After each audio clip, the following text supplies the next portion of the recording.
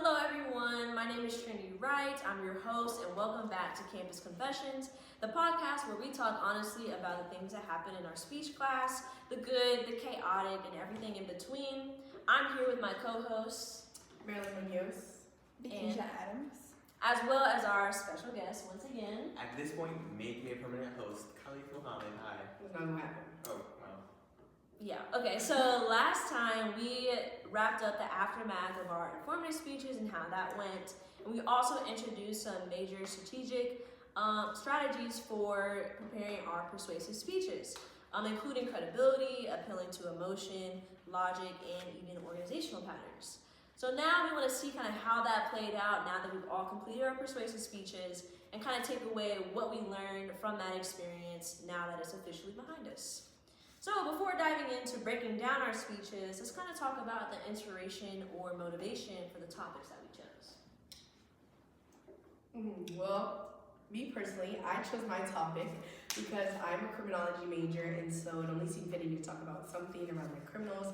I specifically talked about like the prison system and why I think our system should be changed and be built off of more of a like rehabilitation structure. Something I'm passionate about. It's a topic I'm very well versed in, and it's something that is talked about pretty widely. So I felt confident in it, and I enjoyed it. Khalif? Of course. Well, I'm a Keisha Senate intern for the chairwoman, Peterson. She's a wonderful individual, and working alongside the Senate for as many months as I have, I felt like I wanted to sort of broach open the topic of like we can also be our own representatives. We can also be our own senators. We can also work to change Howard in our vision. So I went to try to persuade the class to be like, hey, you can make a change the way you see fit. So yeah. Lakeisha? Well, as a dog owner and someone who's been around both cats and dogs for several years, I felt that, the type of companionship that you receive from each pet differs greatly, and I use this to kind of persuade my audience that dogs are the superior pet. No bias, of course. Yeah, and for me, my speech was about kind of the art of lying, and so I wanted to be a little bit abstract and outside the box, different from other, topics that I've addressed in the class before. But with that, can you kind of transition us into breaking down kind of the techniques of our persuasive speeches? Of course. I remember in our last episode we talked about ethos, pathos, and logos, those three building blocks of persuasive speeches. And I kind of wanted to ask, this is a bit of a loaded question, but how do you connect yourself and your credibility to your speech? And so sort of doubling that one, how did you thread the needle between emotional appeal and logical appeal when trying to persuade your audience? Yeah, so I'll start. For me, I knew my speech was going to be more oriented around how can I make my audience change their behavior? And so with that, my strategy was using more of an emotional appeal, using very relatable scenarios and kind of using exercises to get the audience involved. And I think that's kind of what made my speech really effective. And so that's kind of what I use. I also use a little bit of credibility from referencing studies about how much we lie, and so kind of incorporating that, but it was definitely more emotional appeal heavy. Yeah, for me, my overall goal was to get people to understand the system and the significance of it all. A lot of people don't really know about the way our prison system runs or how much our country profits off of it per se, and all the systems of forced labor, violence, and aggression. So I just really wanted people to understand overall the system, which really tapped into I was really trying to tap into people's emotions, understanding would you want to live in these circumstances? Could you live in these circumstances? As well as a lot of logic. I used a lot of facts and research about what this would do for society, what this does to the psyche, the mental, etc. So yeah. For my speech, the techniques that I used the most were ethos and logos. So I presented several facts pertaining to the benefits that dog owners receive in comparison to non-dog owners. And I felt as though that cats and dogs is a topic that many might say is, simply preference.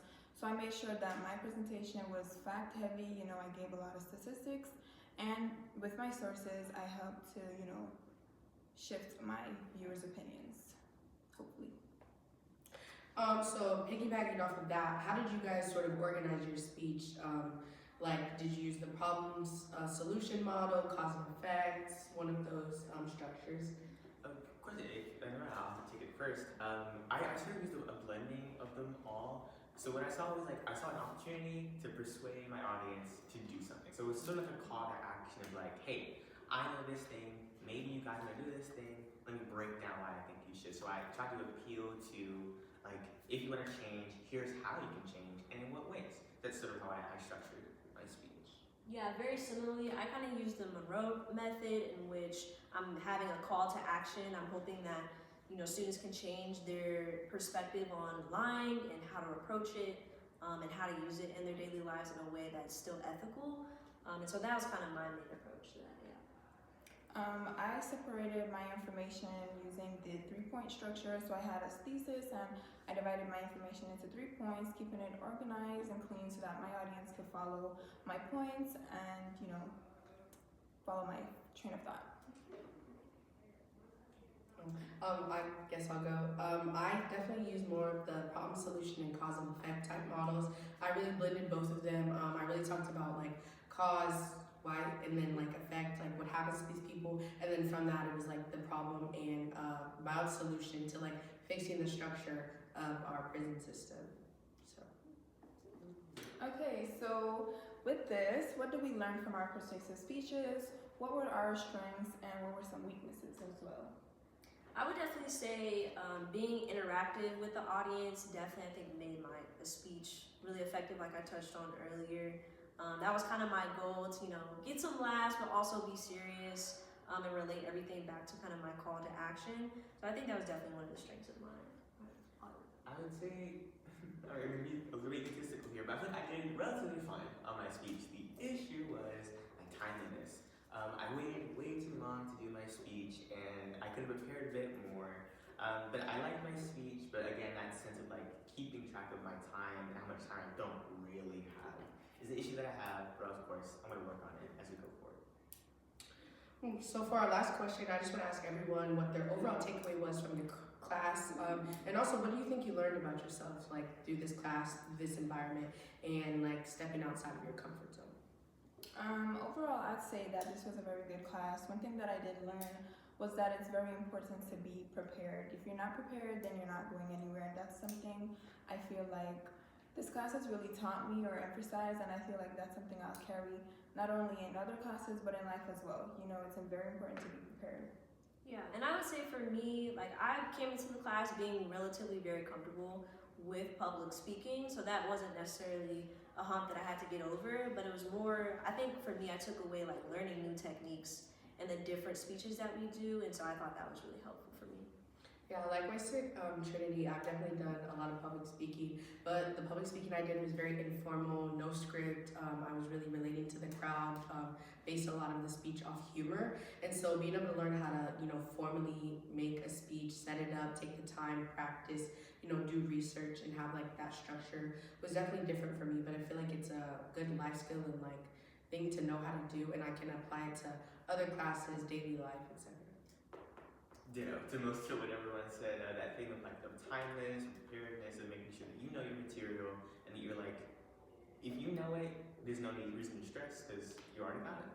So yeah. Okay, and with that, we want to thank you all for tuning in once again and for the last time to Campus Confessions. We really enjoyed ourselves this semester.